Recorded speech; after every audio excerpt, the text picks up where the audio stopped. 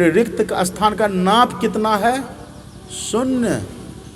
मतलब कुछ भी नहीं, वही है शून्य ध्यान। शून्य मतलब क्या? खाली, कुछ नहीं, वही है बिंदु। ये बिंदु में जाएगा कौन? शून्य ध्यान करेगा कौन? तो कबीर साहब कहते हैं तहां सर्वंगी जावे। सर्वंगी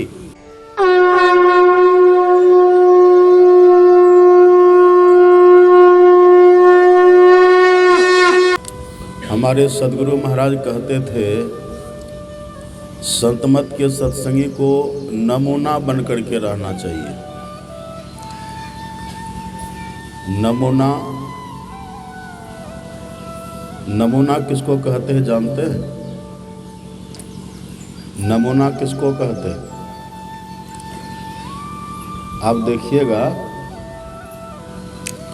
जब हमारे घर में कोई व्यापारी आता है ना, जैसे चावल खरीदने वाले, धान खरीदने वाले, गेहूँ खरीदने वाले, तो हम लोग क्या करते हैं उस व्यापारी को दिखाने के लिए थोड़ा सा ले आते हैं अंदर से और उसको दिखाते हैं और कहते क्या है, हमारे पास जो है ना ये उसका नमूना है, आप इसको अगर पसंद कर लीजिएगा, अगर ये आपको जच जाएगा तो समझिए मेरे पास ऐसा ही सब है। तो भीतर बहुत है स्टोर, और थोड़ा सा जो ला करके इधर दिखाते हैं उसी को कहते हैं नमूना। मतलब थोड़ा सा को देखकर बहुत का पता चल जाता है उधर।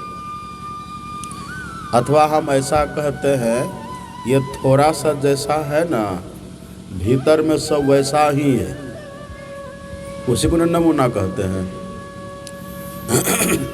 तो हमारे सदगुरु महाराज कहते थे संतमत के सब सत्संगी को नमूना बनना चाहिए।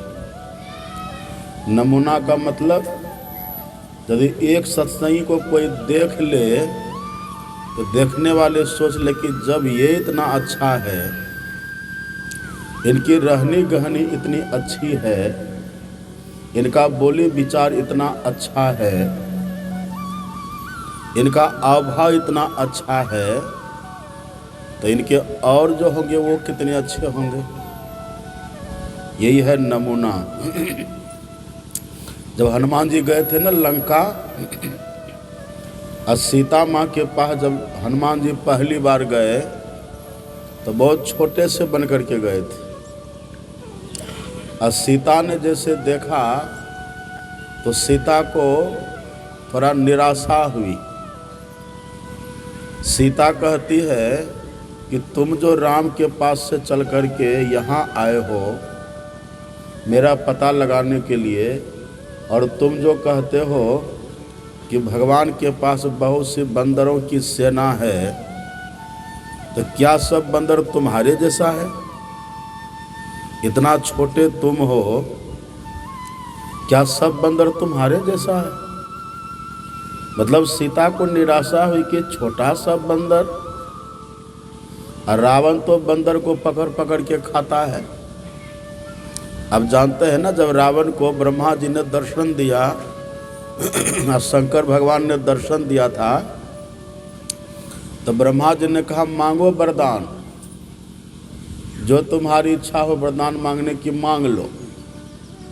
तो रावण ने कहा पहले हम काहू के मरहि न मारे,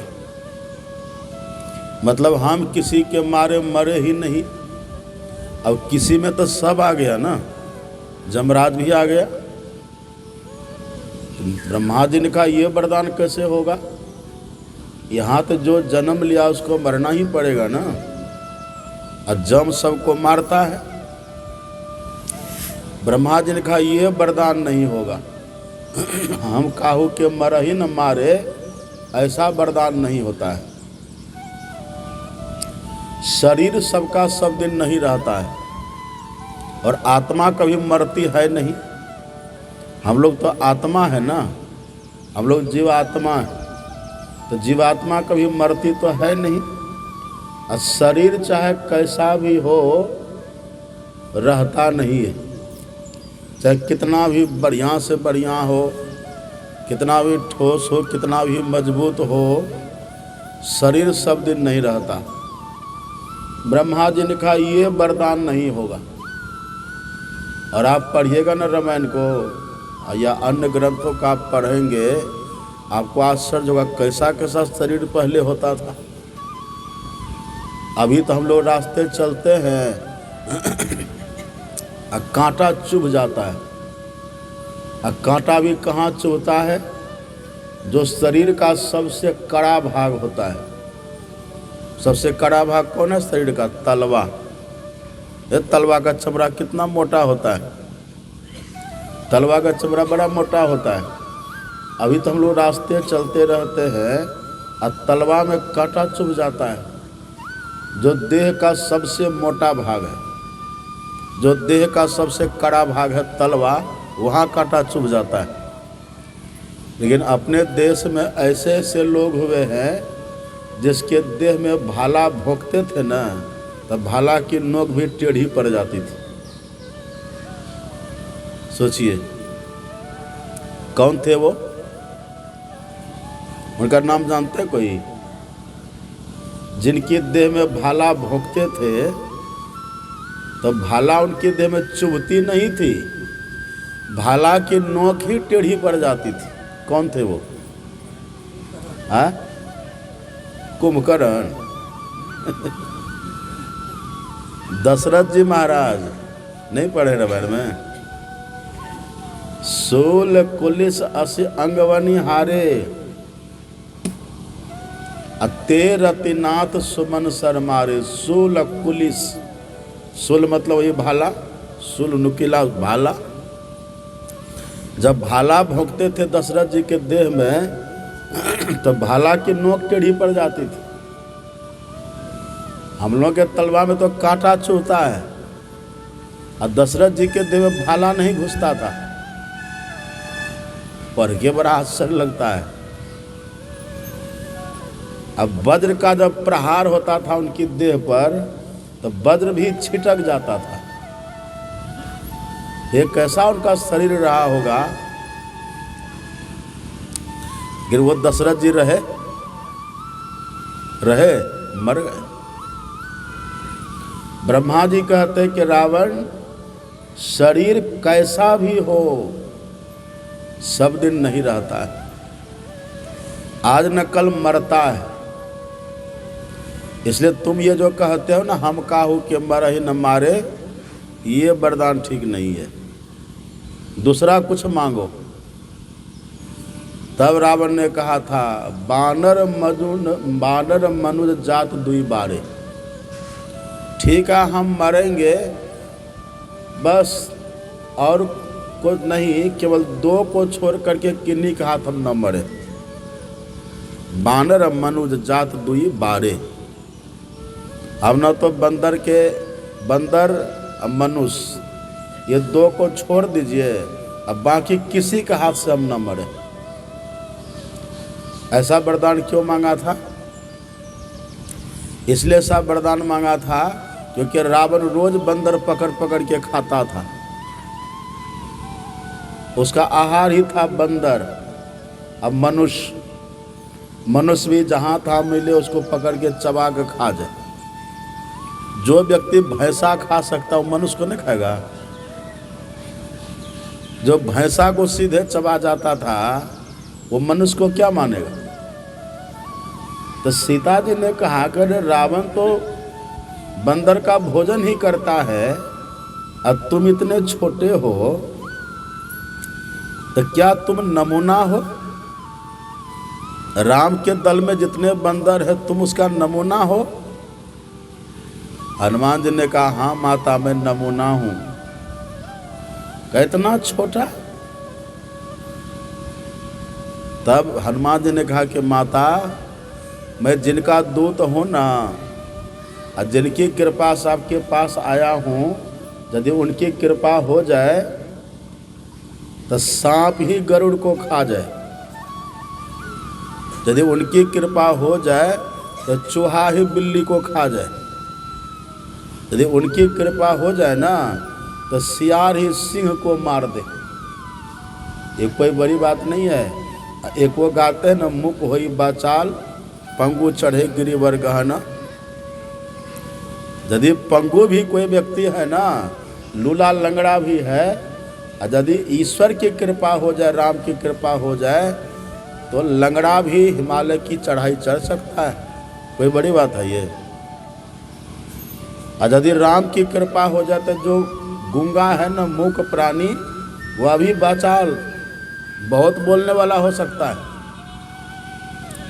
तो माँ, मैं छोटा दिख रहा हूँ आपको, लेकिन अगर भगवान की कृपा हो जाए तो असंभव संभव होता है। लेकिन माता, आप मुझे छोटा मत समझिए। ये तो मैं छोटा बन कर के आपके पास आया हूँ, मैं नमूना हूँ, लेकिन आप निराश नहीं होइए, मैं छोटा नहीं हूँ। और उसी समय हनुमान जी ने जो अपना रूप दिखाया है, विराट रूप, कनकमय, कनक काया, स्वर्ण शैलाभ देहम, जैसे सोना का पहाड़ हो, इतना विशाल हनुमान जी सीता के सामने प्रकट हो गए। तब सीता माँ को प्रसन्नता हुई कि ठीक है, अब मुझे खुशी हुई। जब मैंने तुमको देखा ना, अब तुमको देख करके हे हनुमान मैं खुश हूँ कि तुम नमूना हो, मतलब राम के दल में सब तुम्हारे जैसे हैं। अब इससे हम प्रसन्न हैं। तो जैसे माता सीता हनुमान जी को देख करके प्रसन्न हो गई कि राम के दल में जो भी बंदर होगा हनुमान जी की तरह होगा, ये नमूना है। ऐसे हमारे सदगुरु महाराज जी कहते थे, संतमत के सभी सत्संगी को, एक को नहीं। वहाँ तो एक हनुमान जी नमूना थे। हमारे गुरु महाराज जी कहते थे, संतमत के सभी सत्संगी को नमूना बन करके रहना चाहिए। नमूना मतलब ऐसा दिखे जो देख करके गौरव हो। जो सत्संगी को हम देखें तो देख करके गौरव हो, करे देखो ये सत्संगी कितना बढ़िया है। सत्संगी का बोली विचार व्यवहार रहन सहन सब बोलचाल इतना अच्छा हो, इतना परिमार्जित हो, इतना नपा तुला हो, इतना सभ्य हो, इतना मर्यादित हो कि जो भी देखे उसका मन गदगद हो जाए। अब बोले भी तो ऐसा बोले कि उनकी बोली को सुन करके सब प्रसन्न हो जाए। कौवा की तरह टै टै टै टै करना वो ठीक नहीं है। अब मैंने कल भी कहा था, कौवा की बोली किसी को अच्छी लगती है? अच्छी नहीं लगती है। किसकी बोली अच्छी लगती है? कोयल की बोली। अब कोयल ज़्यादा बोलता है? कोयली ज़्यादा बोलती नहीं है। और जब कोयली बोलती है तो सबका ध्यान खींच लेती है। और कौवा दिन भर काँव काँव काँव को जहाँ बैठेगा वहीं बोलना शुरू कर देगा। जहाँ बैठा बस काँव को करना शुरू। इसलिए लोग कौवा को ढेला मार मार करके उड़ाते रहते, भागो भागो हमारे यहाँ से। एक कौवा ने अपनी पत्नी से कहा कि हम जा रहे हैं परदेश। कहा क्यों? कहा यहाँ रहते सब ढेला मारता रहता है, जाते हैं परदेश जाएंगे वहाँ अपना मौज से खाएंगे रहेंगे। पत्नी ने कहा कि बोली नहीं सुधारिएगा ना तो सब जगह ढेला खाइएगा। बोली सुधार लीजिए, यही ठीक हो जाएगा सब कुछ। अब बोली ठीक नहीं है तो फिर कहीं भी चले जाइए, कहीं पर सब जगह ढेला पड़ेगा। तो जिसका व्यवहार ठीक है, स्वभाव ठीक है, चाहे साधु हो कि सत्संगी हो, वो जहाँ भी रहेंगे आनंद से रहेंगे। तो हमें नमूना होना चाहिए। नमूना क्या? अगर संत मत के सत्संगी हम हैं, ये बच्चे सबको शांत करिए।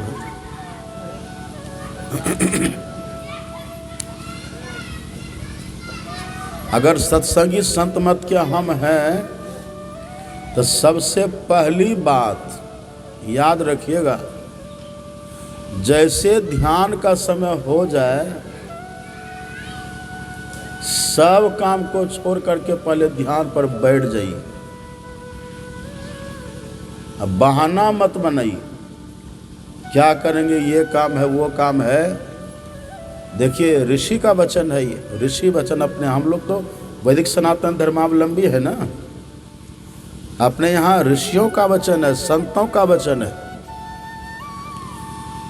शतम विहाय भोक्तव्यम सहस्रम स्नान माचरेत लक्षम विहाय दातव्यम कोटिम त्यक्त्वा हरिर स्मरेत। अगर हम साधु सत्संगी कोई भी है तो अगर 100 काम पड़ा हुआ हो, अब भूख लग जाए तो पहले क्या करिएगा, पहले भोजन करिएगा कि 100 काम करिएगा? पहले भोजन। अगर 100 काम पड़ा हुआ है ना, अब भूख लग जाए, देखिए ऋषि ने पहली बात भोजन को लिया है। यदि 100 काम पड़ा हुआ हो, अब भूख लगे तो सबसे पहले भोजन कर लीजिए, तब न काम कर पाइएगा। अब भोजन एक ऐसी चीज है ना, अगर 100 काम पड़ा हुआ हो, अब भूख लग जाए, कोई बोले कि 100 काम पहले कर लो तब खाना, तो मानिएगा? नहीं, हमको पहले खाना लाओ। यही पर सत्संग भी कर रहे हैं सब बैठ करके, हम बोलते बोलते 10 बजा दें, आपको भूख लगे तो बैठिएगा? कह दीजिएगा बाबा भूखे भजन न होई गोपाला, ले लो अपनी कंठी माला, चल दीजिएगा। तो जैसे हम 100 काम को छोड़ करके पहले भोजन करते हैं, तो आगे ऋषि कहते हैं यदि 1000 काम पड़ा हुआ हो और स्नान करने का समय हो तो पहले स्नान कर लीजिए। 1000 काम पड़ा हुआ हो और स्नान करने का समय है, स्नान कर लीजिए। स्नान कब करिए, सुनिएगा ध्यान से। जो ऋषि मुनि लोग होते हैं, ऋषि मुनि लोग सूर्योदय के पहले नहा लेते हैं। ऋषि मुनि कहते हैं जिसको भजन ध्यान से ही मतलब है, वो सूर्योदय के पहले नहा लेते हैं।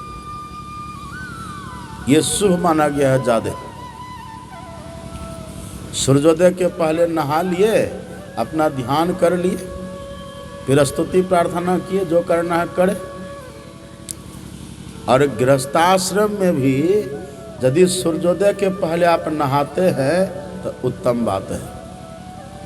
लेकिन हमारे सदगुरु महाराज जी क्या कहते थे, ब्रह्म मुहूर्त में जग करके ध्यान करिए और दिन में स्नान के बाद ध्यान करिए।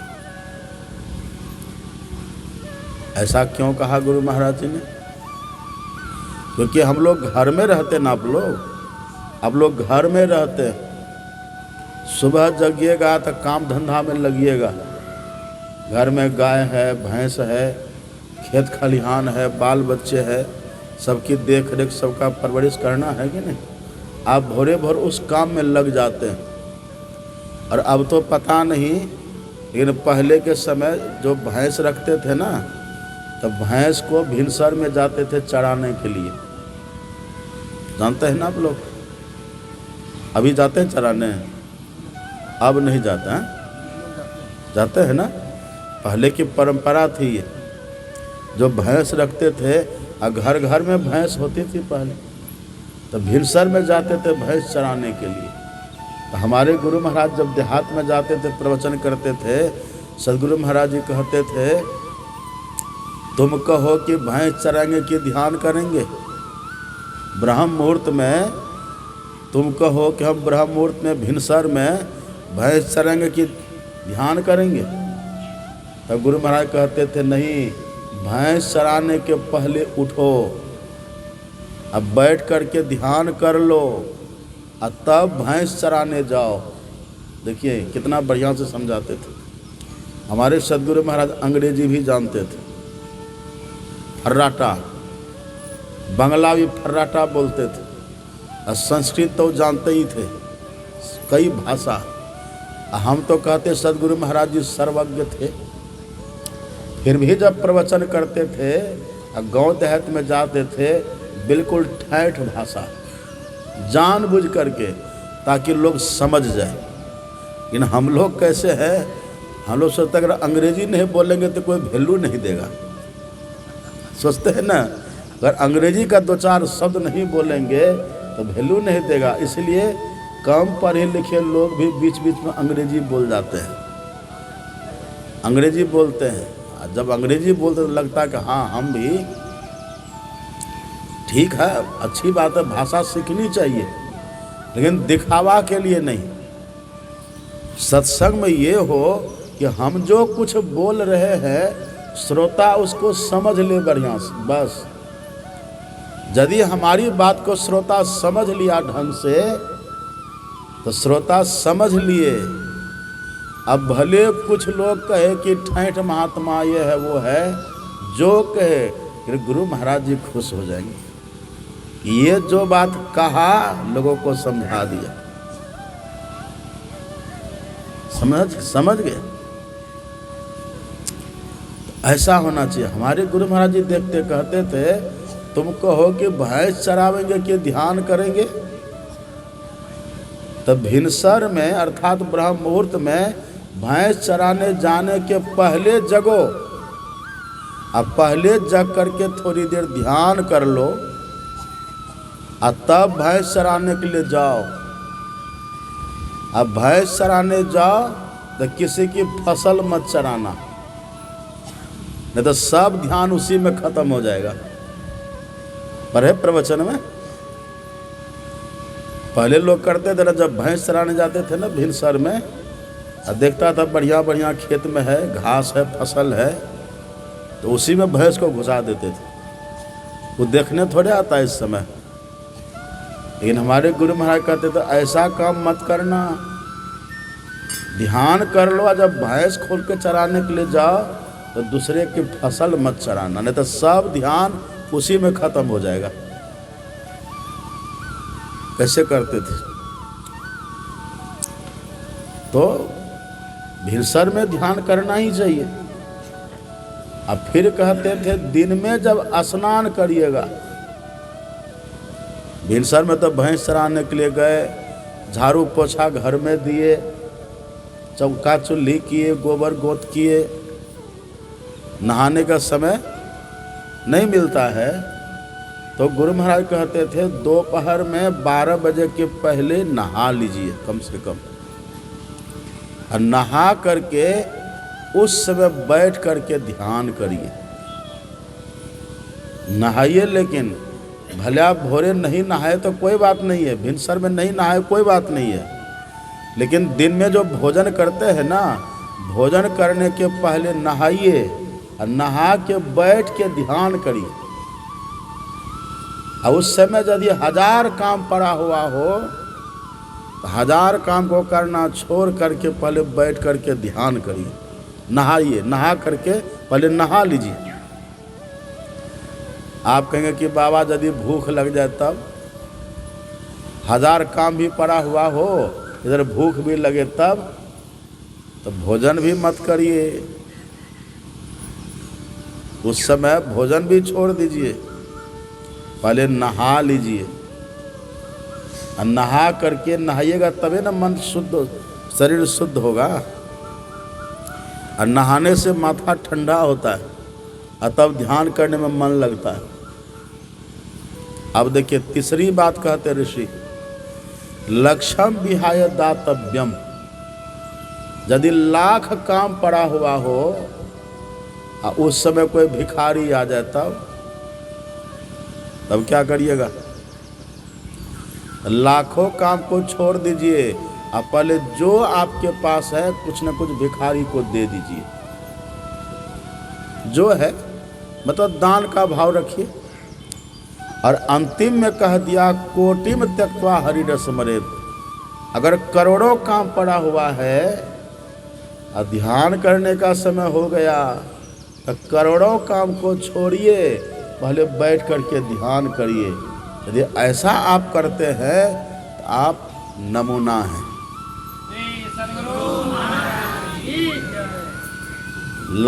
करोड़ों काम, करोड़ आप समझते हैं ना, करोड़ किसको कहते हैं?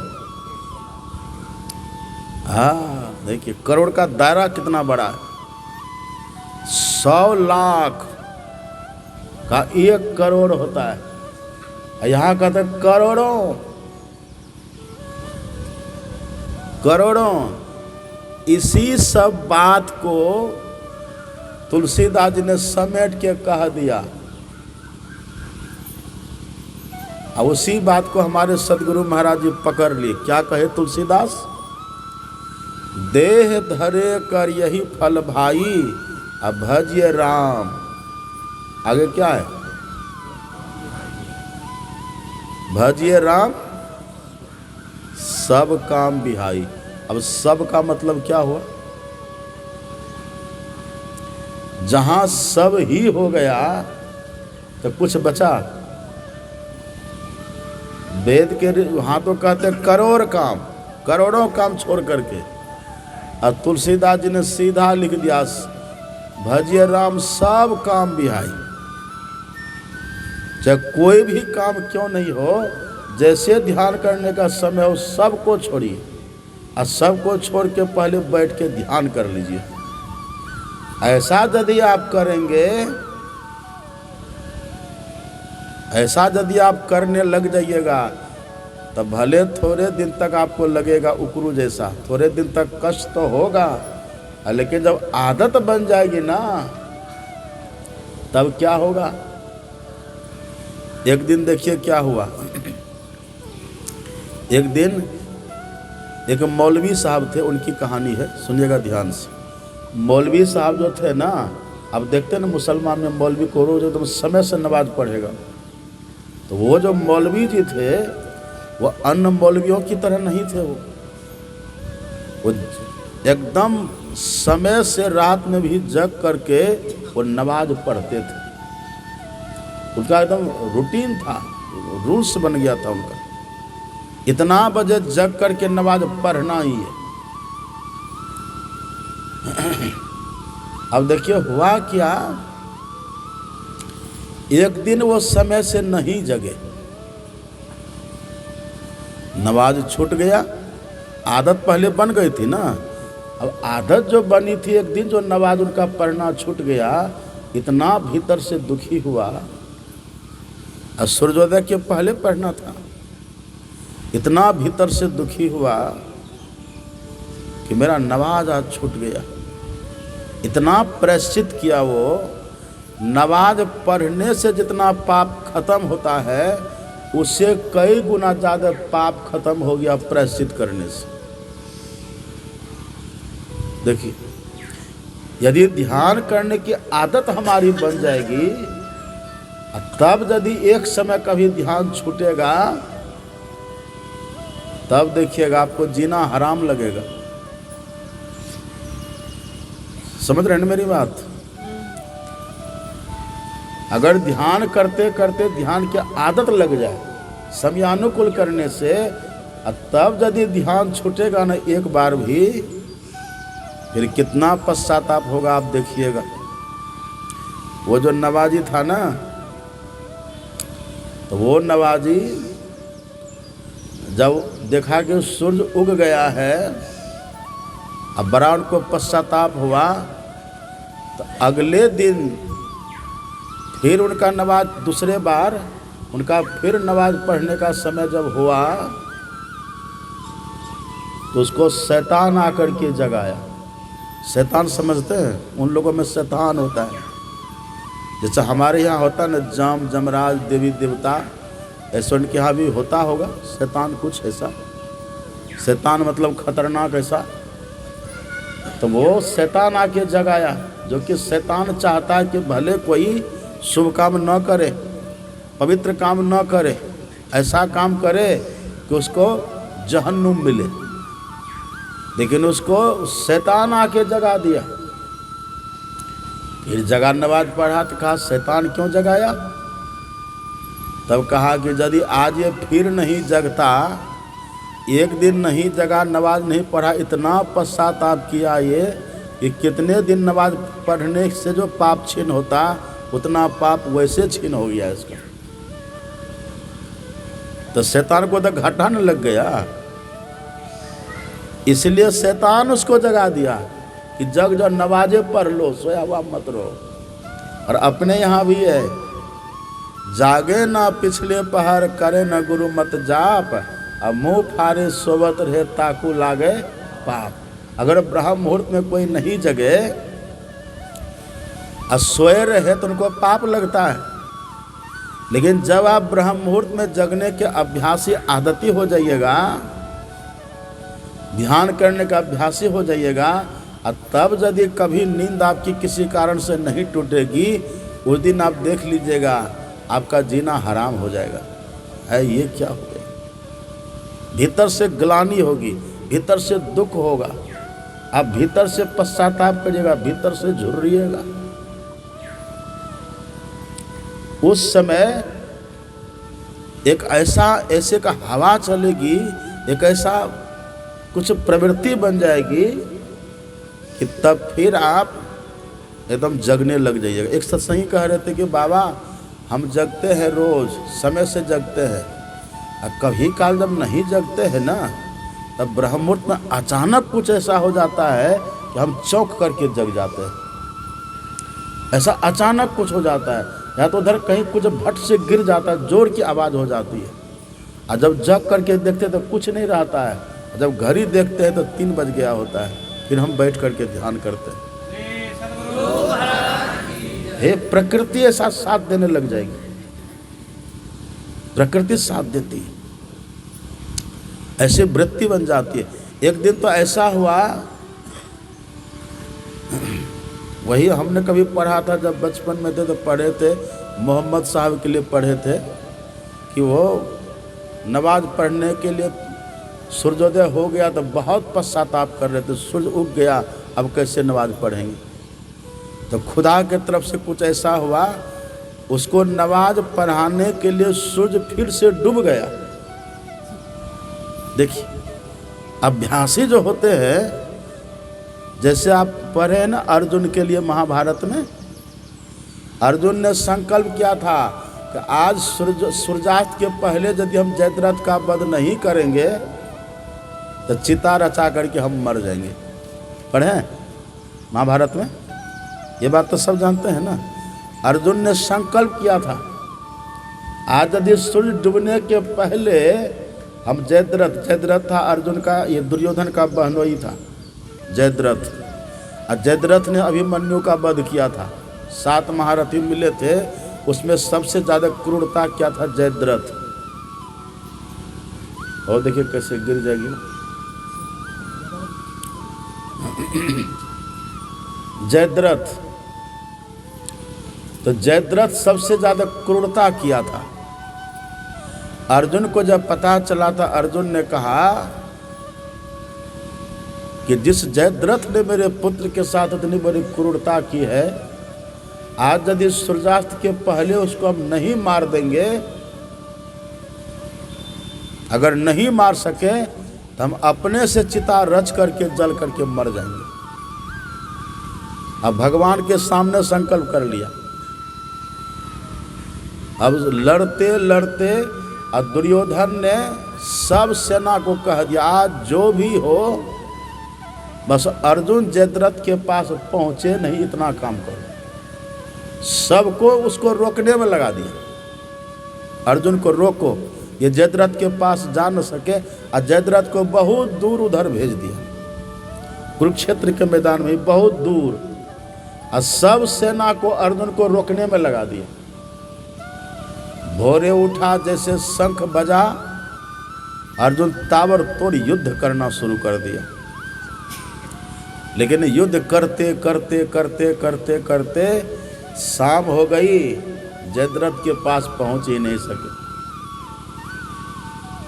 और जैसे जयद्रथ के पास नहीं पहुंच सके, अब सूर्य डूबने वाला है, सूर्य डूब गया, इन जयद्रथ के पास नहीं, जानते नहीं कहानी महाभारत में ना, नहीं पहुंच सके। और तब जब सूर्य देखा डूब गया, तब सब कौरव दल का खुश होकर कहा अब अर्जुन मर जाएगा। अर्जुन ने तो मेन था बाधा, अब ये मरेगा। जयद्रथ ने देखा कि सूर्य डूब गया, अब तो वही मरेगा, हम तो बच गए। बस भागा वहां से अर्जुन के पास, आप मरो जल्दी, हमको मारने चला था, एकदम पास आ गया, अब मरो तुम, हमको मारने चला था। बस तभी भगवान ने अपना हाथ सूर्य की तरफ जरा सा ऐसे किया, जैसे ऐसे किया, बस सूर्य फिर से उग गया। भगवान ने कहा अर्जुन ये रहा सूर्य, ये रहा जयद्रथ, मारो इसको। देखिए भक्तों की रक्षा भगवान करते हैं, संकल्प अगर मजबूत हो ना, फिर देखिए बस लिया अर्जुन ने बाण का, एक बात देखना इसका सर धरती पर न गिरे। ऐसे कोई उनके पिताजी ऋषि क्या क्या थे, का इनका सर उनके वहाँ पर भेजो, और ऐसा बाण मारा अर्जुन, एक ही बाण से जयद्रथ मर गया, अर्जुन को बचा लिए ना। अब क्या था उनका संकल्प, सूर्य डूबने, डूबा हुआ सूर्य देखिए भगवान उनके संकल्प की रक्षा करने के लिए उगा दिए। अब मोहम्मद साहब के लिए कथा आती है, डूबा हुआ सूर्य नमाज पढ़ने के लिए फिर से उगा दिए,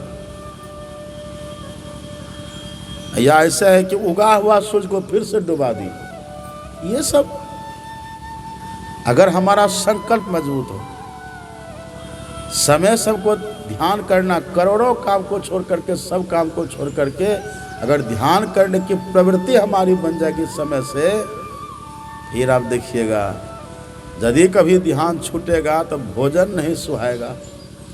यहाँ तो नहा के आते हैं, कहते फलाना के मम्मी हाँ भोजन लगाओ, हम ध्यान करके आ रहे हैं, भोजन लगाओ, हम ध्यान करके आ रहे हैं।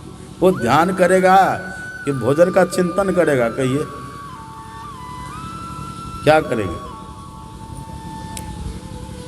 निश्चिंत होकर के बैठ करके ध्यान, अगर ऐसा ध्यानी हम हैं तब समझिए हम नमूना है। ये पहला है। अब दूसरा क्या है, स्तुति प्रार्थना कभी न जो छोड़े। स्तुति, हमारे सदगुरु महाराज जी चले जा रहे थे, रास्ते में उस समय धन कटनी का समय था, धन कटनी, धान काटते तो वो समय था, चल रहा था। सदगुरु महाराज जी चले जा रहे थे और देखा कुछ सत्संगी सब धान काट रहे थे, धान भी काट रहे थे और स्तुति भी कर रहे थे। अब गृहस्थ है, समय नहीं मिला, जाना है खेत में, धूप हो जाएगी तो पहले धान काट के गिरा देना है, तो चले गए। अब सब मिलकर के धान भी काट रहे हैं, अब पूरे खेत में सब क्षेत्र अक्षर अपरा परा पर और वो अक्षर पार से स्वर लहरी से पूरा खेत गूंज रहा है। उधर से गुरु महाराज जी चले जा रहे थे, तब गुरु महाराज जी ने कहा अब मुझे भरोसा हो गया, अब मुझे विश्वास हो गया कि अब ये संत मत रुकेगा नहीं, अब ये चल करके रहेगा। ये देखिए नमूना, नमूना देख के गुरु महाराज जी खुश होते हैं। जब नमूना बन करके हम रहेंगे इस तरह से तो गुरु महाराज जी खुश हो जाएंगे। और नमूना क्या है, यदि हम सत्संगी हैं, संत मत के सत्संगी बने हैं, तो स्तुति प्रार्थना हमको पूरा कंठस्थ होना चाहिए एकदम सबको। आपको पता है पहले जो दीक्षा मिलती थी ना, तो दीक्षा के पहले ही रटवा दिया जाता था सिद्धांत, संत मत का सिद्धांत और संत मत की परिभाषा, ये पूछते थे और जो सुनाते तो उन्हीं को दीक्षा मिलती थी, जानते हैं कि नहीं? हम भी जब दीक्षा लिए थे तो पहले पूछे थे सिद्धांत याद है? हम याद करके गए थे जी, याद है। सुनाओ। हम खड़े होकर सुनाने लगे। जो परम तत्व आदि अंतरहित, जैसे दो चार लाइन सुनाए तो सुनाने का जो मेरा वो था भाव, हम जिस रफ्तार में बोल रहे थे तो पूज्यपाद को हो गया कि इसको याद का बैठ जाओ, तब दीक्षा मिली थी। तो पहले ये रूल था। तो अभी चाहिए कम से कम हम लोगों को जितने दीक्षा लिए हैं पूरी स्तुति प्रार्थना सिद्धांत परिभाषा सहित याद होना चाहिए। एक बात और देखिए, कभी कभार जब काम धंधा हो तब उस समय नहीं है, बहुत इमरजेंसी है, आपातकाल है, तो उस समय चलो काम भी करेंगे, स्तुति भी कर लेंगे और जल्दी जल्दी कर लेंगे। लेकिन रोज ऐसा नहीं करिए।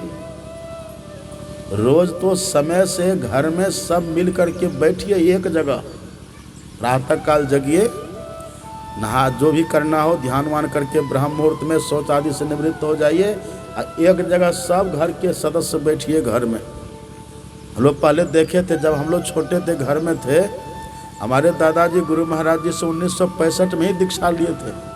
पहले मेरे दादाजी रामानंदी थे, रामानंद संप्रदाय में थे वो, और उनको रामायण याद ही था बहुत। लेकिन जब सदगुरु महाराज जी को उन्होंने देखा, दर्शन किया, तो लगा अरे असली रामायणी तो ये है, हम तो बस नाम मात्र के रामायणी हैं और असली तो ये है।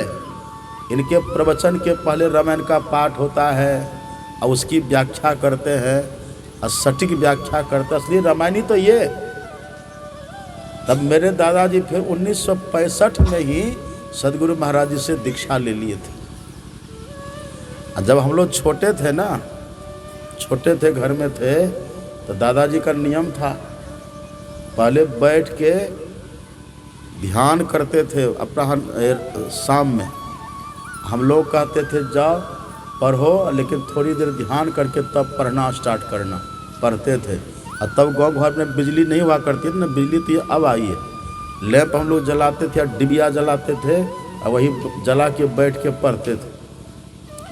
जब आधा घंटा 1 घंटा पढ़ लेते थे और इधर वो सब ध्यान करते थे, और तब कहते थे आओ स्तुति करेंगे। अब सबको बुलाते थे, बच्चों को हम सबको बुला लेते थे।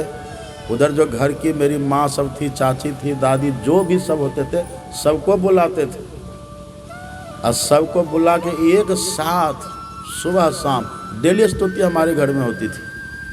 और जो आसपास के भी सत्संगी होते थे, जो घर में अकेले होते थे, वो भी मेरे घर आ जाते थे। क्या आनंद था उस समय। तो डेली ऐसे करिए। हाँ, कभी काल इमरजेंसी हो गया, आपातकाल हो गया, चलो काम भी करेंगे, स्तुति भी कर लेंगे, रास्ते भी चलेंगे, स्तुति भी करेंगे, लेकिन डेली ऐसा नहीं। तो जो नमूना सत्संगी होंगे वो अपने घर में बैठ करके प्रतिदिन समय से स्तुति प्रार्थना भी करेंगे। एक बात आप जानते हैं, स्तुति प्रार्थना जो प्रतिदिन नहीं करते हैं उनको आत्महत्या का पाप लगता है। सुन रहे हैं? सुन रहे मेरी बात? कान में गया कि सो रहे हैं? जो स्तुति प्रार्थना प्रतिदिन नहीं करते हैं उनको आत्महत्या का पाप लगता है। आत्महत्या का पाप क्या होता है?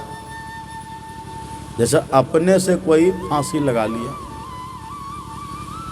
अपने से जहर खा लिया, अपने से आग लगा लिया, खुद ही जाके नदी में डूब के मर गए, ट्रेन में कट के मर गए, कुआं में डूब गए, यह आत्महत्या। और ऐसे मरने वाले व्यक्ति ही मर कर के भूत प्रेत बनता है। यही दुर्गति उनकी होती है जो समय से श्रद्धा प्रेम से स्तुति प्रार्थना नहीं करते।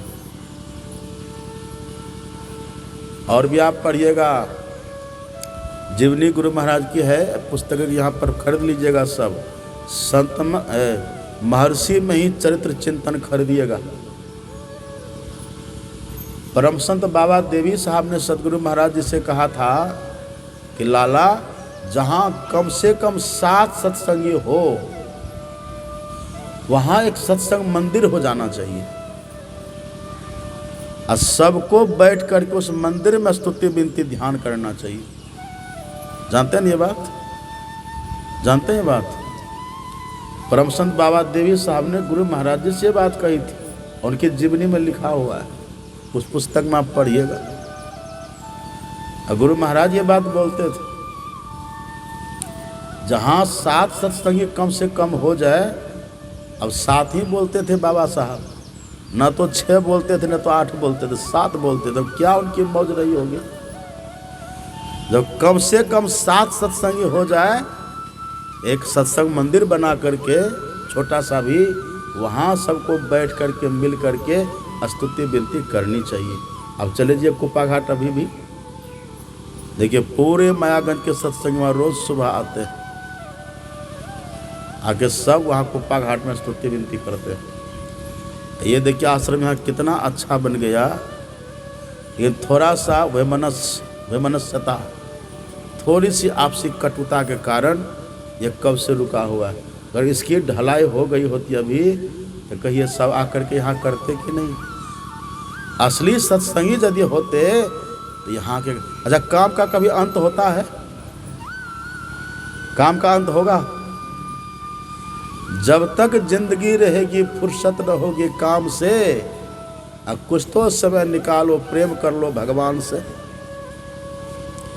सत्संगी को चाहिए कि चाहे कितना भी एक समय निश्चित करिए, फिक्स कर लीजिए, 5 बजे 5:30 जो भी समय है, इतना समय में आश्रम में सब आएंगे और यहाँ बैठ करके एक साथ स्तुति करेंगे। माइक लगा रहेगा, जो जिनका स्वर बढ़िया है वो माइक में गाएंगे और बाकी सब उनके साथ गाएंगे। ये कमलपुर वास्तव में कमलपुर हो जाएगा। अभी तो कीचड़पुर बना हुआ है, तो कमलपुर वास्तव में हो जाएगा। कमल को देखें, कमल पानी में रह के उससे अलग, कमल कीचड़ में रह करके स्वच्छ। ऐसे ही जब इतना काम रोज करिएगा ना, फिर देखिएगा आप नमूना बन जाइएगा। खुद से भीतर से संतुष्ट तृप्त होने लग जाएंगे कि हाँ ये मेरी जिंदगी है, आदर्श जिंदगी है। अब करके देखिए। और बात क्या है, हम जो भी सत्संगी हैं सबको कम से कम 10 संतों की संतवानी याद होनी चाहिए। अगर संत मत के सत्संगी हैं, आप तो शायरी याद करके रखते हैं, कविता आप याद करके रखते हैं। एक कविता शायरी या कोटेशन से काम नहीं चलेगा, संतवानी याद होनी चाहिए। संतवानी मतलब सदगुरु महाराज की वाणी याद करिए, तुलसीदास जी की वाणी याद करिए, सूरदास की वाणी याद करिए, कबीर साहब की वाणी याद करिए, गुरु नानक की वाणी याद करिए। संत की वाणी, कम से कम 10 संत की वाणी हमें याद हो। ऐसा आप पढ़िएगा जीवनी महर्षि संत शिवी जी महाराज की। सदगुरु महाराज जी ने महर्षि संत शिवी जी महाराज को पूरा सत्संग जोग याद करवा दिए थे। उनको पूरा सत्संग जोग याद था। किनको? पूरा सत्संग जोग याद था, पूरी पदावली उनको याद थी। उसके बाद धम्मपद, गीता कंठस्थ था। गुरु महाराज जी कभी कह देते थे ये भजन सुनाओ, किताब नहीं खोजते तो सुनाना शुरू कर देते थे। तब न कहे थे कि सत्संगी जी मेरा मस्तिष्क है, तब न कहे थे कि जहाँ मैं रहूँगा वहाँ आप रहिएगा, तब न कहे थे जो संबंध क्यों और यू में है ना, वैसे संबंध आप में और मेरा में है। ये सब कहे थे ना। ये भी गुरु महाराज जी बोले थे आपकी तपस्या मेरी सेवा है। ये सब नमूना हमको इस तरह से बनना चाहिए। कम से कम 10 संत वाणी हमें, 10 संत की वाणी हमें याद होनी चाहिए। अच्छा किनको किनको संतवाणी याद है? 5 संतवाणी भी हाथ उठाइए तो। 5 संतवाणी याद है? वाह। और कोई हाथ उठाइए। मंच वाले छोड़िए ना, मंच वाले तो गुरुवे बैठे हुए हैं। इधर बताइए। हाँ इधर देखिए माता में कोई न हाथ उठा रहे, एक दो हाथ उठाए बस। इधर पुरुषों में भी सब ने उठा रहे। नमूना का मतलब अगर हम संत मत के हैं ना, तो संत वाणी कम से कम 10 संत की वाणी याद होनी चाहिए हमें। रट लीजिए उसको। और रटने का सबसे बड़ा लाभ ये है, एक तो आप नमूना बन जाएंगे, और संतवाणी में इतनी ताकत है, आपको संतवाणी हमेशा ताज़ा बना करके रखेगी। कहीं कोई आपको कहीं कोई बरगला नहीं पाएगा।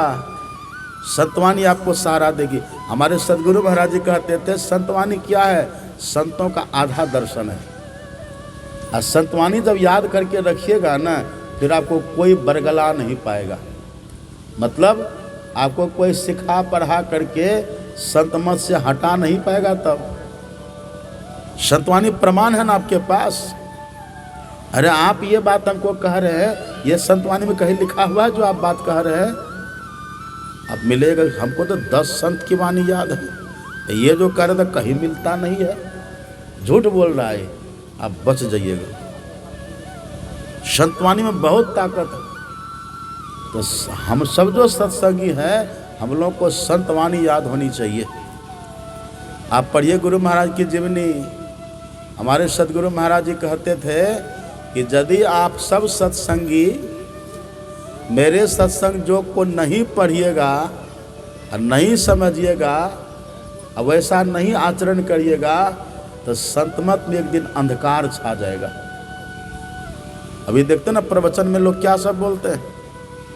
प्रवचन में क्या अलग बकच बकते रहते, मेढक की कहानी, बकरी की कहानी, क्या क्या गीदड़ की कहानी कहते रहते हैं। न कोई संतवाणी बोलते हैं, न कोई श्लोक बोलते हैं। 100 श्लोक तो यहाँ सत्संग योग में गुरु महाराज ने उपनिषदों का दिया है। 100 वेद मंत्र वेद दर्शन योग में। इसको याद करना चाहिए सबको। अब वक्ता को तो और बढ़िया से याद रहना चाहिए, तब नमूना बन करके रहिएगा। नहीं तब बस एक काँव काँव कै कै टें टें टें टफिस करते रहिएगा, कुछ नहीं होगा। फिर वही देखते बहुत ऐसा मत संप्रदाय अपने यहाँ अभी है, उसके प्रचार का कोई लाभ नहीं होता है। आते 10 मिल करके बैठते, खजरी बजा करके चल देते, कोई नहीं सुनता है। एक दिन वही हाल अगर संतवाणी को नहीं पढ़िएगा और सत्संग जो को नहीं पढ़िएगा, वही खजरी छाप संतमत भी हो जाएगा। तो खजरी छाप नहीं होना चाहिए। समय दे करके हमें नमूना की तरह बन करके रहना। इतना सब जब करिएगा तब पता चलेगा कि ध्यान की महिमा कितनी है। अभी सुने ना, पाठ में सुने, यदि शैल समंग पापं विस्तीर्ण बहु योजनम विद्यते ध्यान योगेन नान्यो भेदा कदाचन। उपनिषद के ऋषि कहते हैं, यदि पहाड़ के समान फैला हुआ पाप हो तो वह पाप भी ध्यान योग से नष्ट हो जाता है। और इसके समान मतलब ध्यान के समान कभी पापों का नष्ट करने वाला कभी कुछ नहीं हुआ है। या ऐसा कहिए, ध्यान को छोड़ करके आप किसी भी माध्यम से पाप को नाश नहीं कर पाइएगा। हम एक जगह कह रहे थे कि ध्यान को छोड़ करके दूसरा किसी उपाय से पाप को नाश नहीं कर पाइएगा। एक ने कहा दान करने से पाप नाश नहीं होगा। दान करने से पाप नष्ट नहीं होता है, दान करने से पुण्य होता है, उसका फल अलग से मिलेगा। तीर्थ स्नान से पाप नहीं कटेगा, तीर्थ स्नान करने से पुण्य बढ़ेगा। अगर विधि विधान से नहाइएगा तो, अब खैनी खा के नहाइएगा, बीड़ी पी के नहाइएगा तो और पाप लग जाएगा, हो जाएगा पाप। यदि विधि विधान से नहाइएगा तो पुण्य हो जाएगा। स्कूल खोल देने से पाप नहीं कटेगा, समाज के लिए सेवा के रूप में हॉस्पिटल खोल देने से उससे पुण्य होगा, पुण्य होगा उससे। आजकल देखते ना गर्मी का समय, अभी हम देवघर में थे, जहाँ सत्संग कर रहे थे ना, उसके घर के बगल में मेन रोड पर एक वो बना करके रखे थे प्लास्टिक से छाड़ करके। हमने देखा ये क्या है, तो कहा कि बाबा जानते हैं अभी गर्मी का समय चल रहा है, यहाँ मिट्टी का घड़ा रखे, कलश पानी वाला, उसमें पानी भर देते हैं। रोड है ना, मेन रोड हाईवे है, लोग चलते रहते हैं। बाबा जानते हैं दिन भर में कई घड़ा पानी खत्म हो जाता, लोग पीते हैं। अब पियाऊ लगा दिए, जल पियाऊ पिलाते हैं जल, और सोचे कि पाप खत्म होगा, खत्म नहीं होगा, आपको पुण्य अलग से मिलेगा। इसका ये पुण्य काम आप कर रहे, पुण्य अलग से होगा। कोई रोगी है, बीमार है, आप इलाज करवा दिए, ये मत सोचे कि उससे कोई पाप कटेगा, उससे पुण्य होगा। पाप कटने के लिए तो बस ऋषि कहते नान्यो भेदा कदाचना, ध्यान को छोड़ करके दूसरा कोई उपाय नहीं है पाप कटने का। अच्छा, पाप कटने का मतलब क्या है? यहाँ पाप कटने का मतलब ये है कि जितना पहले का क्या हुआ पाप है वो कटे और नया पाप नहीं बने, उसको कहते हैं पाप कटना, बनवा पाप कटना। आप कपड़ा साफ करने के लिए गए जलाशय, किसी जलाशय या चापाकल कुआं के पास आप कपड़ा साफ करने के लिए गए, एक हाथ से कपड़ा में दीजिए साबुन और दूसरा हाथ से दीजिए कपड़ा पर कीचड़, कभी साफ होगा? कपड़ा साफ होगा? अब साबुन दे के साफ कर रहे हैं, ये कपड़े की सफाई है, लेकिन वो सफाई इसलिए नहीं कहलाएगी क्योंकि आप कीचड़ देना बंद नहीं किए, है ना? सही बात। ऐसे ही पाप कटना उसको कहते हैं कि पहले का जो पाप है, गंदगी है, वो खत्म हो और नया पाप नहीं हो, उसको कहते पाप कटना। ये कैसे होगा? ये गंगा नहाने से नहीं होगा। इसका मतलब हम गंगा का खंडन कर रहे, ऐसा मत समझिए। गंगा देव नदी, उसकी महिमा है, नहाइए पुण्य होगा। लेकिन ऐसा पाप कटना कि पहले का पाप खत्म हो और नया पाप नहीं हो, ऐसा गंगा नहाने से नहीं होगा, दान करने से भी नहीं होगा, तीर्थ में जाने से भी नहीं होगा, विद्यालय खोलने से, स्कूल खोलने से भी नहीं होगा, गाय की सेवा से भी नहीं होगा, समाज की सेवा से भी नहीं होगा, किसी से नहीं होगा। ये काम एकमात्र ध्यान से होता है। इसलिए ऋषि कहते हैं नान्यो भेदा कदाचन, पाप को नष्ट करने के लिए ध्यान के सिवा दूसरा कोई उपाय नहीं है। इस बात को लिख लेना चाहिए, एकदम नोट कर लेना चाहिए। ध्यान के सिवा दूसरा कोई उपाय नहीं है। लेकिन पाप कटने की परिभाषा याद रखिएगा। क्या परिभाषा है? कि पहले वाला पाप खत्म हो जाए और नया पाप नहीं हो, इसको कहते पाप कटना। ये है पाप कटना। कपड़ा पर आप साबुन भी दीजिए और कीचड़ भी दीजिए, कभी साफ होगा? तो हमें तो ऐसा साफ करना है ना, कीचड़ देना भी रुके और पहले की गंदगी भी छूटे, तब न कपड़ा साफ होगा। तो ये काम एकमात्र ध्यान से होगा। सुन रहे साहब, विश्वास हो रहा है मन में? हम सही बोल रहे हैं? ठीक बोल रहे हैं? हम सही बोल रहे हैं? ये मेरी बात नहीं है, अगर मेरी बात होती तो गलत भी हो सकती। यह है वेदवाणी, उपनिषद वाणी, वेदांत ज्ञान है, संत और ऋषि मुनियों का ज्ञान है। एकदम देखिए साफ लिखा हुआ है, विद्यते ध्यान योगेन नान्यो भेदा कदाचन। इससे साफ कुछ होता है। लेकिन सत्संगी सबको भी देखते, जैसे श्रावण भादों का महीना आता है ना, वो पीला पीला लाल लाल हाफ पैंट और गंजी पहन के कांवर लेके और सुल्तानगंज में जाके जल भर करके चल देते बैद्यनाथ धाम। बोल बम का नारा है। अब बाबा एक सहारा है। बस अब दल बदल लिया। श्रावण महीना जब तक रहा तब तक दल बदल लेता है लोग। अब फिर कृष्णाष्टमी जैसे आएगा, अब फिर देखिए अब कृष्ण भगवान की लगनी शुरू कर देगा वो। रामनवमी जैसे आएगा फिर भय प्रगट कृपाला दीन दयाला कौशल्या हितकर वो शुरू कर देगा। शिवरात्रि जैसे आएगी तब बस अब शिव स्तोत्र और शिवलिंग का अभिषेक करना शुरू कर देगा। तो हुआ ये, दुविधा में दोनों गए माया मिली न राम। धोबी के गधा न घर के न घाट के कहीं के न रहे।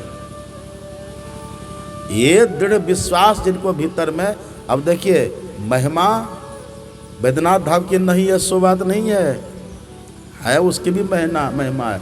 जल चढ़ाने की भी महिमा है, कृष्णाष्टमी की भी महिमा है, रामनवमी की भी महिमा है, सबकी महिमा है, सबकी महिमा है। लेकिन ध्यान अगर पाप कटवाना हो उसका एक ही उपाय है कि बैठ करके ध्यान करिए,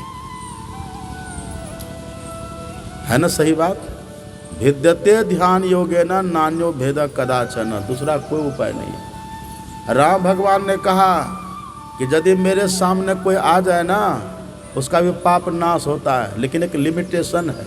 क्या भगवान कहते कोटि विप्र बदला गई जाओ और शरण आए पे तजो न ताओ। कोटि मतलब क्या होता है? करोड़। कोटि मतलब करोड़। अगर करोड़ पाप हो तो भगवान कहते मेरे सामने आने से खत्म हो जाता है करोड़ पाप। और शिशुपाल तो भगवान के सामने ही रहता था। सामने क्या? शिशुपाल श्री कृष्ण भगवान का मौसेरा भाई था, अपना सगा। सामने भी आता था रोज और गाली भी देता था रोज, पानी पी पी करके गाली देता था वो। जानते हैं इस बात को? है ना सच बात ही। लेकिन करोड़ पाप खत्म होगा और करोड़े पाप हम लोगों का है। सृष्टि के आदि काल से कहाँ कहाँ गए, क्या क्या किए हैं। पाप का पहाड़ है यहाँ। यदि शैल समंग पाप, शैल मतलब क्या? पहाड़। पहाड़ के तरह पाप है यहाँ। सब पाप को यदि नष्ट करना चाहते हैं तो भिद्यते ध्यान योगेन नान्यो भेद कदाचन। अब बस अंतिम सवाल, जिस ध्यान से सब पाप समूल नष्ट हो जाता है उस ध्यान को कौन सा ध्यान कहते हैं? उस ध्यान का नाम क्या है? क्या नाम है? जिस ध्यान से पहले का भी सब पाप खत्म और आगे भी पाप नहीं हो, उस ध्यान का नाम क्या है? उसी ध्यान का नाम है बिंदु ध्यान। इसलिए सुने ना पाठ में, उस उपनिषद का नाम यह ध्यान बिंदु उपनिषद। अर्थात बिंदु ध्यान से सब पाप नष्ट होता है। और जिसको बिंदु ध्यान कहते हैं ना, उसी को शून्य ध्यान भी कहते हैं। शून्य ध्यान। कहेंगे बाबा ये बात आप कहाँ से गढ़ करके ले आते हैं? हम गढ़ करके लाते हैं। आप पढ़िए शिव संहिता, सब मेरी तरफ देखिए इधर, अब खत्म करेंगे। आप शिव संहिता को पढ़िएगा। शिव संहिता में पार्वती माता ने मानो पूछा हो कि भगवान असली ध्यान किसको कहते हैं, अथवा जिससे पाप समूल नष्ट होता है वो ध्यान किसको कहते हैं। तब शंकर भगवान ने जो उत्तर दिया है, ना ध्यानम ध्यान मिथ्याहुर ध्यानम शून्य गतम मनः। यही देखिए कौन बोल रहे हैं बात? कौन बोल रहे हैं? भगवान शिव। कल आप सुने थे ना, भगवान शिव ही एक ऐसे देवता जो झूठ नहीं बोलते हैं। न ध्यानम ध्यान मिथ्याहुर ध्यानम शून्य गतम मन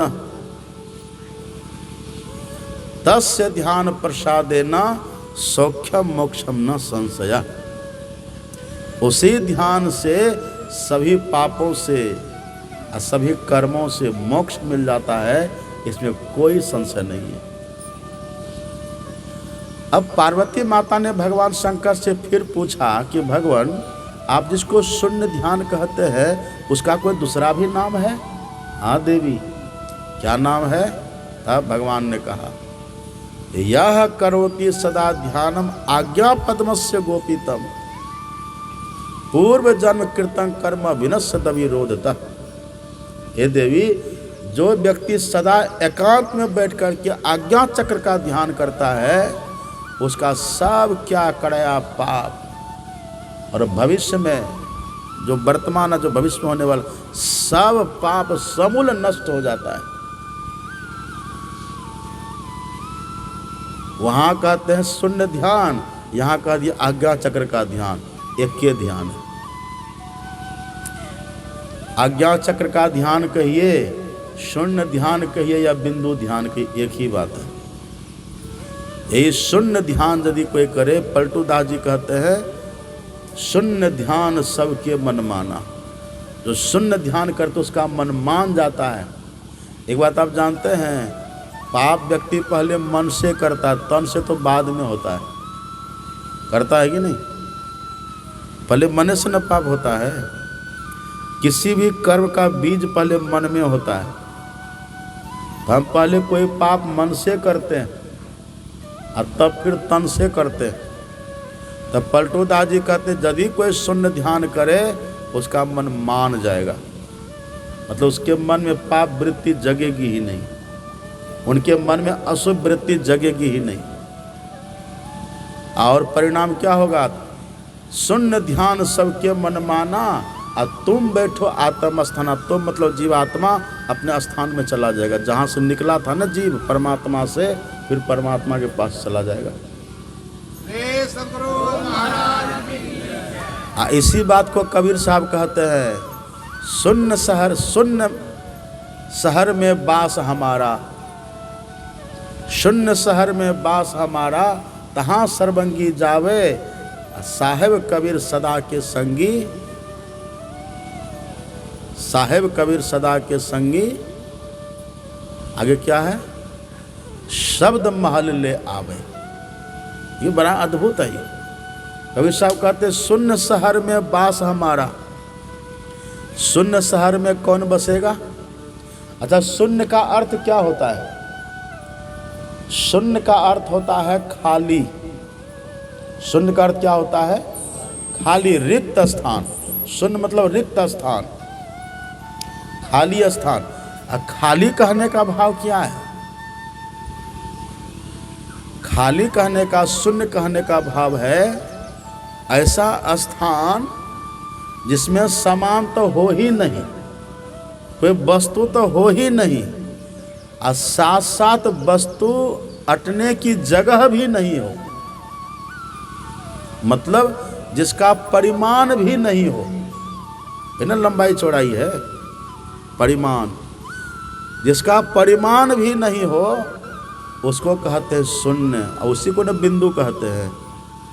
बिंदु की परिभाषा क्या है?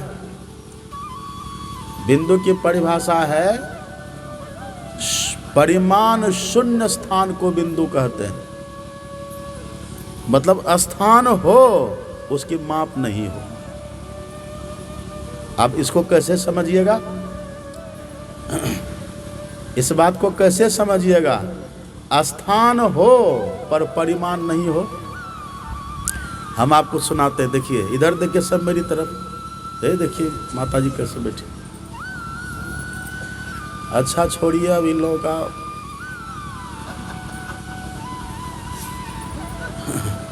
देखिए आप एक लाठी लीजिए 10 फीट लंबी। अब 10 फीट लाठी का मध्य कहाँ होगा? कहाँ होगा? 10 फीट लाठी का बीच कहाँ होगा? जहाँ 5 फीट होगा नाप, वही ना। जहाँ 5 फीट होगा वहीं उसका मध्य होगा। अब लाठी को 5-10 फीट की लाठी है, आप उसको फीता से 5 फीट नाप लीजिए, आप 5 फीट पर काट दीजिए, तो 2 टुकड़ा हो गया ना 5-5 फीट का। 2 टुकड़ा है 5-5 फीट का। अब उसको सटाइए, मध्य कहाँ हो गया? जहाँ 5 फीट है। अब उस मध्य की नाप कहिए कितनी है? उस मध्य की नाप कितनी है? लेकिन मध्य है कि नहीं? समझ रहे बात को? नहीं समझे? 5-5 फीट का 2 डंडा हो, दोनों को मिला दीजिएगा, कितना फीट होगा? 10 फीट। तो उसका मध्य कहाँ हुआ? जहाँ 5 फीट है। तो मध्य की नाप क्या हुई? उस बीच की नाप क्या होगी? कुछ होगी? नहीं होगी। यदि उसकी नाप होगी तो फिर डंडे 5 फीट का रहेगा ही नहीं, है ना? नाप नहीं है लेकिन फिर भी है, तब न 2 डंडा अलग अलग हुआ। अगर नहीं होता रिक्त स्थान तो अलग होता कैसे? लेकिन रिक्त का स्थान का नाप कितना है? 0। मतलब कुछ भी नहीं, वही है शून्य ध्यान। शून्य मतलब क्या? खाली कुछ नहीं, वही है बिंदु। यही ध्यान यदि कोई करे, लेकिन इस शून्य स्थान में जाएगा कौन?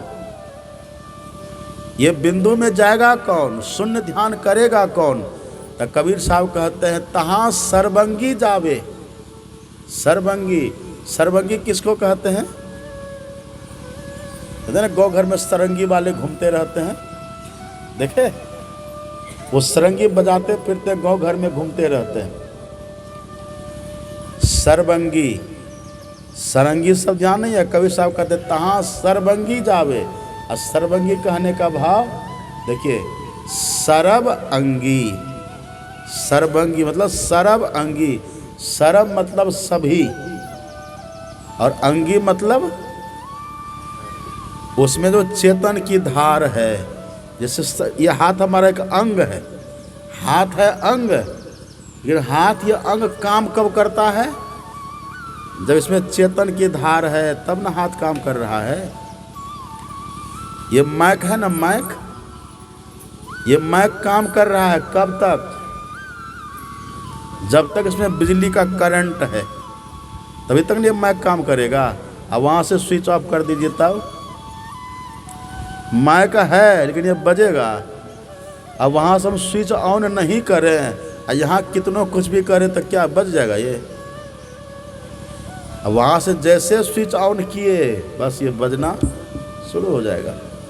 ऐसे ये जो हाथ है ना, इसमें चेतन की धार है तब हाथ काम करता है। और चेतन की धार नहीं रहेगी तब हाथ काम करेगा। एक उदाहरण देखिए आप, जैसे आप बैठते हैं ना, आप मान लीजिए कुर्सी पर बैठे हुए हैं और हाथ में एक आप पुस्तक लेकर के पढ़ रहे हैं। कुर्सी पर बैठे हैं, चश्मा लगाए हुए हैं, अब पुस्तक को पढ़ रहे हैं। लेकिन थोड़ी देर में आपको पढ़ते पढ़ते आलस आने लग गया, अब झपकी लेने लग गए। जैसे झपकी लेने लग गए, हाथ में पुस्तक रहेगी, हाथ में रहेगी पुस्तक, पुस्तक गिर जाएगी। क्यों गिरी पुस्तक? हाथ तो ठीक है, वही उंगली वही चमड़ा, पुस्तक गिर क्यों गई? जिसके कारण पुस्तक गिरी है वही कारण है चेतन धार का हट जाना। तो हाथ है अंग, अंगी क्या? इसमें चेतन की धार, चेतन की धार, इसमें चेतन की धार है तो हाथ काम कर रहा है।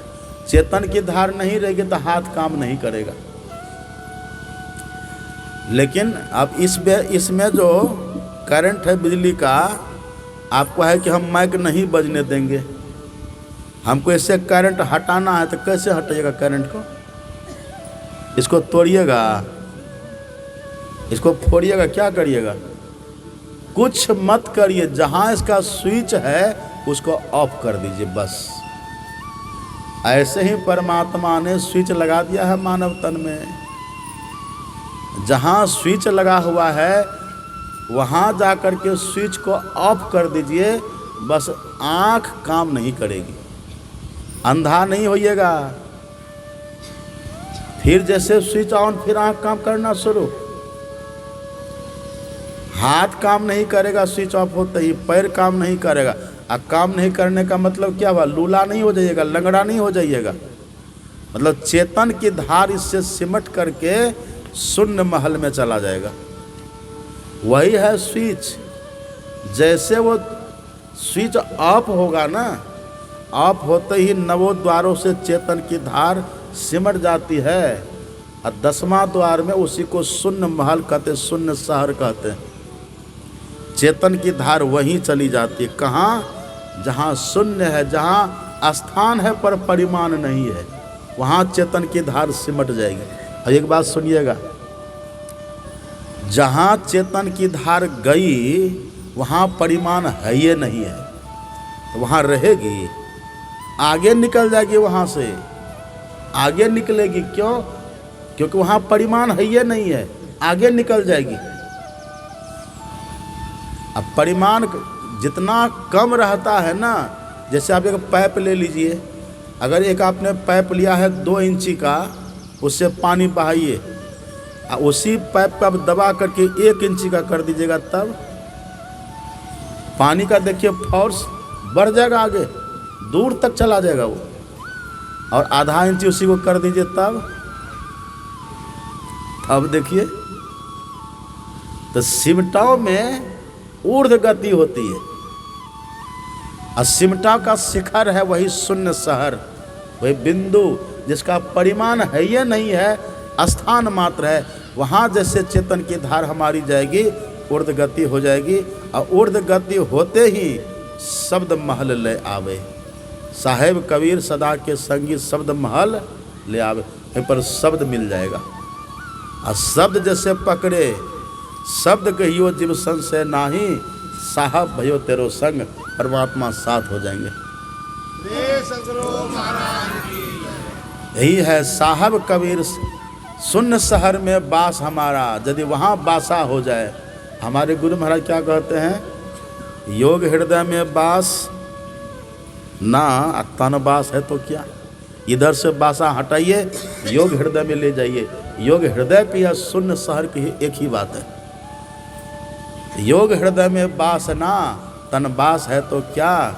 करता जो नित अभ्यास ना, विश्वास है तो क्या। लेकिन ये शून्य शहर में जाने के लिए 2 काम करना पहले बहुत जरूरी है। उसके बिना शून्य शहर में आप जा ही नहीं पाइएगा। कौन सा काम? गुरु जाप मानस, ध्यान मानस, कीजिए दृढ़ साध कर। इनका प्रथम अभ्यास कर श्रुति शुद्ध करना चाहिए। पहले इसका अभ्यास करके अपनी वृत्ति को शुद्ध बना लेना चाहिए, तब देखिए लाभ कितना होता है। तो कुल मिलाकर के 4 हुआ ना साधना पद्धति। मानस जप, मानस ध्यान, बिंदु ध्यान और नाद ध्यान। यही वेद भगवान के वचन में सुने। ओम युंजानः प्रथमं मनस्तत्वाय सविता धियम अग्नेर ज्योतिर्निचाय पृथिव्या अध्या भरत। ही है। अगला मंत्र में नाद योग है। ध्यान बिंदु उपनिषद में यही शून्य ध्यान। कितना बढ़िया तारतम्य है। ये पूरा वैदिक सनातन धर्म का ग्रंथ संत मत के ज्ञान से रंगा हुआ है। लेकिन हम सत्संगी सबको कोई आता बरगला करके चला जाता है। क्यों? क्योंकि नमूना बन करके नहीं है। तो नमूना वो बनेंगे जो कम से कम 10 संत की वाणी को रट करके रखेंगे। अब रटिएगा ना आप लोग संत वाणी को। इनका तो हाल मत पूछिए। इनको कहाँ से वो लगनी सब आता है दिमाग में। जब किसी के घर में विवाह होता है ना, जब माइक ये लोग पकड़ते हैं कहाँ कहाँ से वो गाना सब आता है, समझ में नहीं आता कौन शास्त्र में लिखा हुआ है। सुने विवाह में जो गाना ये लोग गाते हैं, हे भगवान कैसा कैसा गाना गाते हैं। हम मंगाए मूछ वाला बिना मूछ का काहे आया जी। ये गाना कहाँ कहाँ से निकलता है। रात भर माताजी सब माइक में गाती रहेगी, इनका स्टॉक खत्म नहीं होता है। आश्चर्य है। फिर कहिए कि माताजी की संतवाणी सुनाइए, तब दाएं बाएं झाकेगी और तब न फिर लौटा लेके चल देते हैं वहाँ जल चढ़ाने के लिए। ध्यान करना छोड़ करके शंकर भगवान कहते बैठ करके ध्यान करिए, और आप सत्संगी होकर के ध्यान करना छोड़ करके चल देते उधर। तो भगवान शंकर की बात माने? वो तो उसके लिए जो अभी सत्संगी नहीं बना तो कम से कम बेचारा जल चढ़ा करके भी भगवान को माने, उनके लिए। आप तो बहुत आगे बढ़ चुके हैं, आप तो कहाँ से कहाँ पहुँच गए। अब कोई हाई स्कूल में जा कर के फिर बोले कि हम प्राइमरी में जाते एडमिशन कराने, तो क्या कहिएगा उसको। आप बहुत आगे बढ़ गए हैं। संतवाणी को सब याद करिए। रात के प्रवचन में मेरा समर्थन कभी नहीं रहता है, कभी नहीं। अब लोग विवश कर देते तो हम भी टाइम पास कर देते। संतवाणी रात में संतवाणी गाए सब। वो बोले कि हाँ हम भी सुनाएंगे, हमको संतवाणी याद है। याद रखिएगा, न तो शायरी के चक्कर में रहिए, न तो कविता, जो आजकल के लोग कविता लिखते हैं ना, वो कविता के चक्कर में रहिए। न तो जो कोटेशन लोग याद करते हैं ना, क्या क्या फकड़ा बना बना कोटेशन, उसके चक्कर में रहिए। बस प्योर संतवाणी को याद करिए और श्लोक को याद करिए, मंत्र के ऋचा को याद करिए, वेद के ऋचा को याद करिए, मंत्र को याद करिए। फिर देखिए जीवन कितना आदर्शमय हो जाएगा। अरे मुक्ति तो बात की बात है, मुक्ति तो जब मिलेगी तब मिलेगी। आप इधर ही विचार से इतना मुक्त हो जाइएगा ना, दिमाग हल्का हो जाएगा, एकदम हल्का हो जाएगा दिमाग। तो ये सब करिए। अब हम कितनों बोलेंगे ना, तो घुमा फिरा के इसी को दोहराएंगे तहराएंगे। मूल सब बात, सार बात सब हम कह दिए। अब फिर कभी